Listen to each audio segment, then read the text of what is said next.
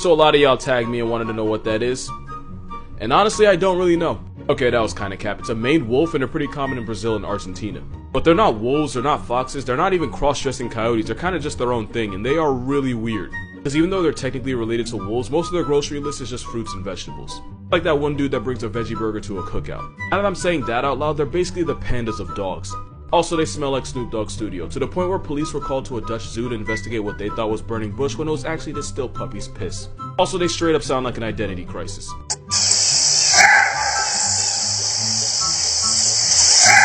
See what I mean when I say they're just weird as hell? They honestly look like what happens when God's on a deadline. On a serious note, in 2011 a maned wolf got run over by a truck and left to die. But a Brazilian zoo managed to save her life by treating her with stem cells, making her the first wild animal to ever be treated with stem cell therapy, and eventually she was released back into the wild. Just thought that was cool. I swear nature just be making shit up, because what if I told you what you just saw was some weird prehistoric water-loving jungle rhino? Well, I wouldn't exactly be lying. That is a bear's tapir and is basically the less clouded cousin of horses and rhinoceroses. Rhinoceroses? You might recognize them from Ice Age. Or it might remind you of Drowsy, because this Pokemon is actually based on a Malayan tapir. And that's because in Japanese mythology, the Malayan tapir would devour the nightmares of all the townsfolk to make sure everyone had good dreams. The Baird's tapir is the national animal of Belize, and even though it looks like a rough draft rhino, its nickname is actually the mountain cow. And they're way bigger than you think, and at up to 800 pounds with a horse's mouthpiece, they are 100% capable of f***ing you all the way up. There's also something about them that, I'm not proud that I know this. Basically, tapirs have a fifth leg, and they've been known to use that meat tripod as a back scratcher. Because guidelines has been on mine, I'm not gonna show you. Instead, here's ASMR you didn't know you needed.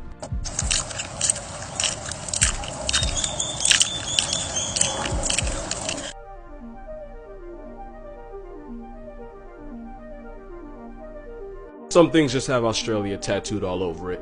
This little guy is a stropher's gecko, and it's found in only one place in the world, and it's in the land down under. Now, it's not hell, it's Australia, but I wouldn't blame you for getting the two mixed up. To defend itself, this gecko shoots out a harmless but nasty smelling liquid at anyone that wants to find out just how far evolution went with this lizard. And even though I just said it was harmless, when mixed with ammonia it becomes flammable and a lot f***ing less harmless. The reason is because these geckos often get picked off by birds. So these chameleons use that money shot to convince birds that they're not even worth the effort of trying to eat them. It's like Spider-Man, but instead of webs, it's a Febreze of liquid ass that probably tastes just as bad. I was considering making a gizzard joke, but it just didn't come to me. Unlike this gecko.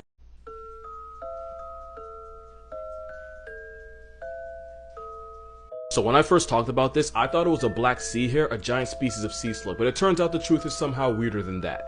This crab is being eaten alive by a worm, specifically a marine flatworm, part of the group Pseudocerus. They're the ones that have those pee-pee sword fights where one tries to get the other pregnant by stabbing it. Yeah, those guys. The reason the flatworm's covering the crab is because it's trying to invert its digestive system so it can literally digest the crab from the outside.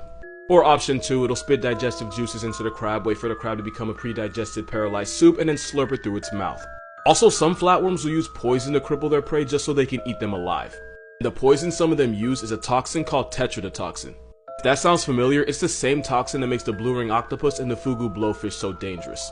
And by dangerous, I mean this octopus can turn 26 grown men into hashtags. And this blowfish can drop 30. Not points, but bodies. Moral of this video?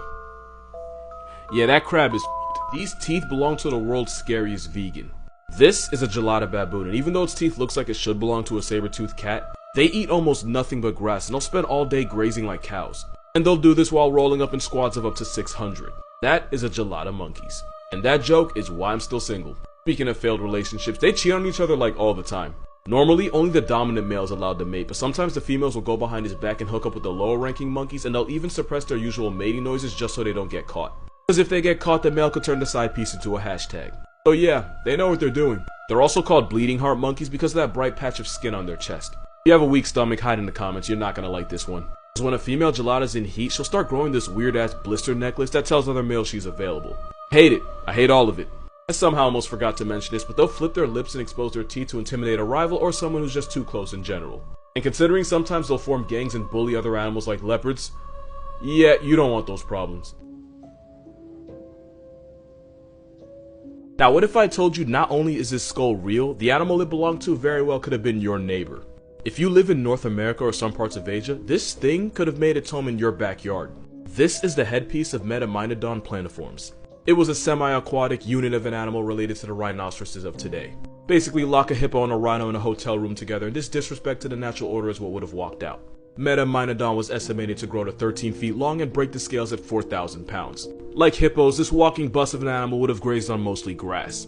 But they also would have used those tusks to run phase with each other in the evolutionary arms race for female validation. And also like hippos and crocodiles, Metaminodon's eyes were near the top of its head, meaning it could see you while being almost completely submerged underwater. And just like the homicide horse of today, Metaminodon would have been a f***ing problem.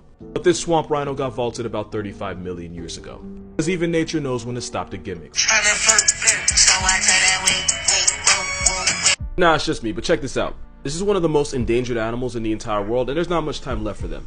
This is a vaquita, and scientists believe there can be less than 10 of them in existence. Just a little background, a vaquita is a type of porpoise, and a porpoise is just a Dollar Tree dolphin that no one seems to really know about. And this off-brand flipper exists in only one place on the entire planet. The only place in the world you can find it is in the Gulf of California and Baja California in Mexico. Even though it's related to literally the biggest animals in the world, at less than 5 feet long, the vaquita is the smallest of all living cetaceans, which is a group that includes blue whales. The biggest threat to this travel-sized dolphin is they keep getting caught in fishing gear, which causes them to drown. To show you how badly we hoed this Make-A-Wish whale, in 1997 there was believed to be something like 600 of them. That number dipped to 245 in 2008. Now there aren't enough in the world to run a game of full-court basketball. The worst part is they were first discovered in 1958, which means we managed to pack their entire up in only 60 years. The Mexican government banned fishing with gill nets, which was their biggest threat. There's also petitions like this to raise awareness. Link in bio. Link in bio. If we're being honest, it might just be up for them. On this episode of Animals That Were Never God's Favorite, squids have a donut-shaped brain with their esophagus running through it. The donut shape actually helps them link information that they receive between the two eyes. But it also means squids are forced to eat with small bites at a time. Because if a squid tries to swallow something too big, it can actually mess around and give itself severe brain damage. The hole in the brain isn't even that big, it's like less than half an inch. Which means something like a Popeye's biscuit would give them an aneurysm. That is if it didn't past tense them instantly. Giant squids avoid getting flatlined by their food because they have a radula, which is basically a tongue with teeth. So if a giant squid tried to eat you, it would first tear you to shreds with that nightmare of a tongue before swallowing you. And only after grinding you into human dirt would the squid be able to pass you down his throat. Now nobody's perfect, but having to eat basically flavored sand for your entire life just so you don't accidentally factory reset yourself just seems like an intentional f*** you from. People wanted me to react to this, so basically there's an animal draft and I have many thoughts. Most people choose between a good time and a long time, and Team 1 said f*** it and chose neither. You failed the assignment when the most intimidating animal on your roster is this.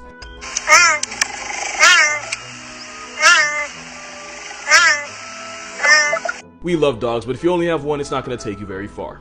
Bison are cool, but since evolution them and put 2 of their lungs in one cavity, for an animal built like a tank, they're pretty easy to one-shot. Sea turtles are dope, but you picked an animal that can get folded by a Ziploc bag. Team 1, it's up for you. Team 2 used the 2nd overall pick on a steroid weasel. Now that tells me all I need to know. Made up for it with the crocodile and the Komodo dragon, and elk isn't exactly terrible, but your team does lack one very important thing. I got no type of speed. And notice how I didn't even acknowledge the koala. Because unless it's during the 10 minutes they're awake every day, the koala isn't going to be a factor. Even if it was, it wouldn't be good for much except spreading chlamydia to the other teams. Now we get into the real shit. Team 5, you started off strong by picking the largest land predator on the planet with the polar bear. I guess you ran out of to give because then you picked the African bullfrog and followed it up with a genetic disaster that is the liger. Technically, the liger is the biggest big cat on the planet, but it's also a walking medical bill that can suffer from arthritis, organ failure, and cancer. You wouldn't even have to kill the liger, time would do it for you. You do get points for picking the animal with the highest recorded bite force at 3,700 pounds per square inch. It's kinda like getting hit with a prehistoric sledgehammer with teeth. Then you followed it up with an animal literally nicknamed Black Death in the Cape Buffalo, not bad. But honestly, none of that even matters because Team 4 did y'all dirty. Team 3's tough, I am not denying that. But any team with the largest animal on land, the actual largest big cat because ligers have no business existing, and the psychopath of the sea is going 82-0. And if you disagree, elephants body hippos, a horse could kick a cassowary's lights out, a tiger would murk Kangaroo Jack. This is what orcas do to sharks. And the panda, I ain't gonna lie to you, he's just there for vibes. Basically, it comes down to this. Nothing on land is f***ing with an elephant, nothing in water is checking an orca. Adding a tiger is just gravy. Team 4 got it.